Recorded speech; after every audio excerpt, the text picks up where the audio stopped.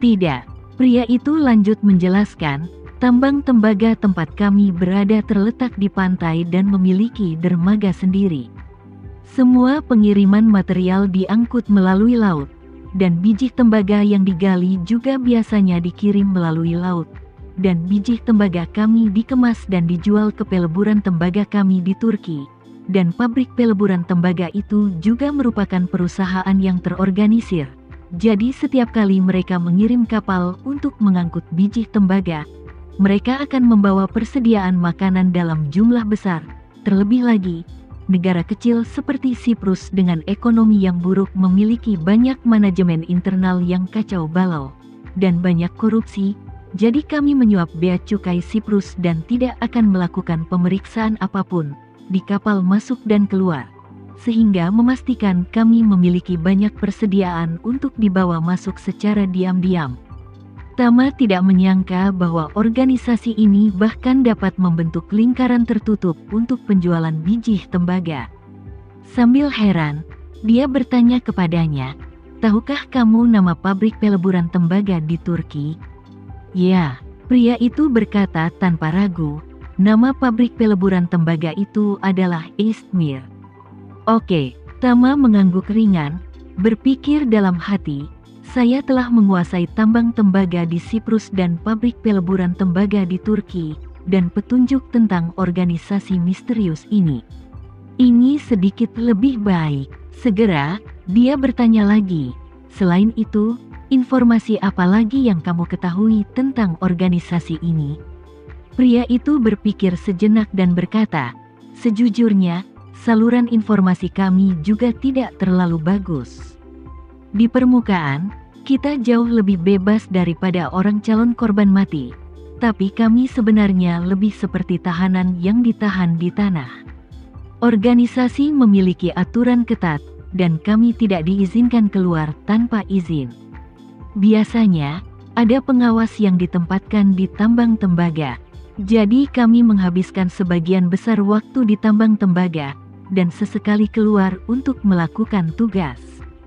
Tama mengangguk sedikit, dan kemudian melihat ke belakang ketujuh orang itu, orang tua dan seorang gadis yang sangat gugup. Dia melihat bahwa gadis itu baru berusia 17 atau 18 tahun, jadi dia menatap orang tua itu dan berkata, "Tuan, bolehkah saya bertanya, apa hubungan Anda dengan organisasi ini? Mengapa mereka ingin membawamu pergi?" Aku," tiba-tiba ditanyai oleh Tama. Lelaki tua itu tampak sangat gugup untuk sementara waktu. Dia ragu-ragu, tidak tahu harus berbuat apa atau berkata apa, jadi dia hanya bisa tanpa sadar menatap gadis cantik di sampingnya. Melihat ini, gadis itu buru-buru berkata, "Kakek, semuanya sudah berakhir sekarang, kakek harus mengatakan yang sebenarnya kepada pria ini." Pria tua itu tidak menyangka gadis itu akan mengatakan itu.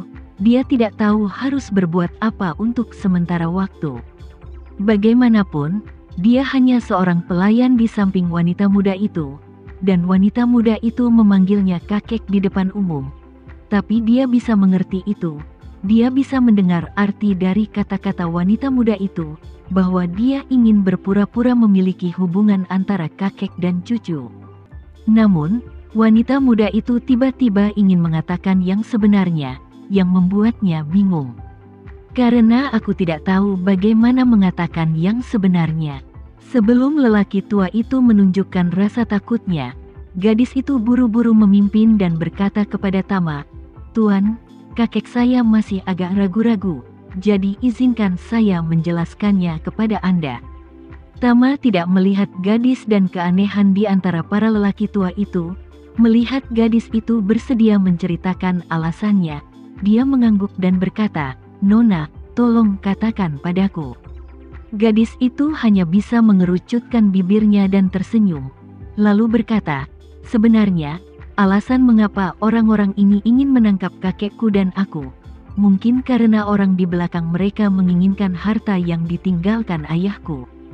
"Apa, harta?" Tama tidak bisa menahan cemberut ketika mendengar ini, dan bertanya dengan heran, Harta apa yang sangat berharga sehingga membangkitkan minat yang disebut bos mereka ini? Meskipun Tama tidak tahu siapa bos itu, atau seberapa kuat bos itu, dia masih bisa melihatnya sekilas dengan sedikit pemahamannya tentang organisasi itu. Menurutnya, kekuatan komprehensif organisasi misterius ini pasti lebih tinggi dari dirinya, dan bahkan keluarga Polen akan diperankan oleh mereka.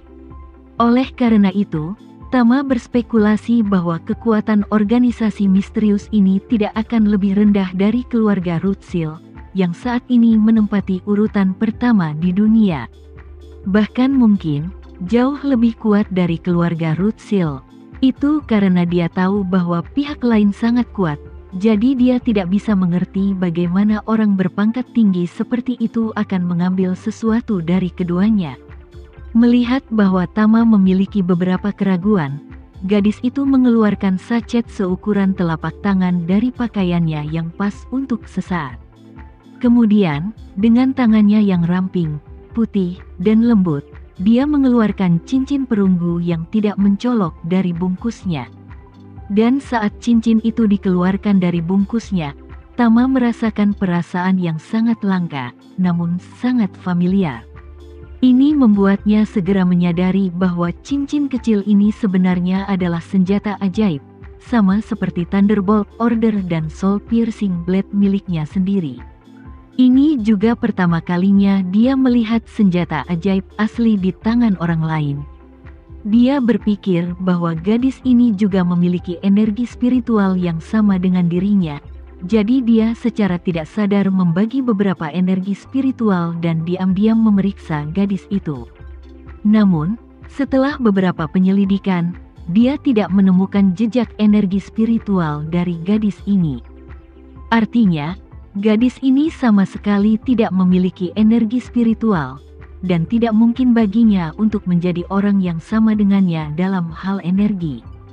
Jadi, dia tidak bisa tidak bertanya padanya, "Nona, dari mana asal cincin ini?" Gadis itu berkata dengan lemah, "Ayahku meninggalkan cincin ini untukku." Tama bertanya lagi, "Lalu apakah ayahmu memberitahumu apa yang istimewa dari cincin ini?" "Tidak," gadis itu berkata dengan serius. "Ayahku hanya mengatakan bahwa cincin ini luar biasa, jadi aku harus menjaganya dengan baik dan tidak membiarkannya jatuh ke tangan orang-orang jahat." Setelah itu, gadis itu menundukkan kepalanya dan merenung sejenak, lalu tiba-tiba mengangkat kepalanya untuk melihat Tama, dan berkata dengan nada tegas, "Tuan, jika Anda bisa membiarkan kakek saya dan saya hidup hari ini, saya ingin memberi Anda cincin ini. Ngomong-ngomong, dengan benda ini di tanganku, aku tidak bisa berbuat apa-apa, dan selalu membawa bencana. Setelah memberikannya padamu, kakekku dan aku akan mencari tempat yang aman untuk hidup dalam pengasingan, dan kita tidak perlu diganggu oleh penjahat semacam ini lagi." Kemudian, lelaki tua itu, dia menatap gadis itu dengan mata lebar dan menyuruhnya untuk tidak terlalu impulsif dengan matanya. Tapi gadis itu tersenyum masam dan berkata kepadanya, "Kakek, benda ini, kita tidak bisa melindunginya. Bukan hanya kita tidak bisa melindunginya, tapi itu kemungkinan akan diambil oleh orang-orang jahat." Setelah berbicara, dia berkata dengan tegas, "Bukan dengan cara ini, lebih baik memberikannya kepada pria ini. Aku pikir pria ini memiliki hati yang baik, dan dia tidak akan membiarkannya hilang, dan pria ini sangat kuat, dan dia pasti bisa melindungi cincin ini dengan baik." Tama bertanya dengan rasa ingin tahu, "Nona, karena ayahmu memberitahumu bahwa kamu tidak boleh membiarkannya jatuh ke tangan orang jahat, apakah kamu tidak takut aku orang jahat?" "Tidak takut." Gadis itu menggelengkan kepalanya dan berkata dengan serius, "Aku percaya Anda pasti tidak di sini untuk ini. Cincin itu datang, dan Anda muncul di sini. Meskipun aku tidak berani mengatakan bahwa Anda semua menyelamatkan aku dan kakek, tapi aku percaya itu setidaknya sebagian dari alasannya, jadi aku bisa yakin bahwa Anda pasti bukan orang jahat." Tama tersenyum, dan kemudian melihat cincin di tangannya. Sejujurnya, dia benar-benar menginginkan cincin ini. Lagi pula, ini adalah pertama kalinya dia melihat senjata ajaib di tangan orang lain. Jadi dia ingin tahu efek khusus apa yang dimiliki senjata ajaib ini. Jadi, dia berkata kepada gadis itu, "Oke, saya berjanji kepadamu." Setelah itu, dia mengubah kata-katanya dan berkata, "Tapi sebelum saya berjanji padamu, saya punya satu hal lagi untuk dijelaskan padamu."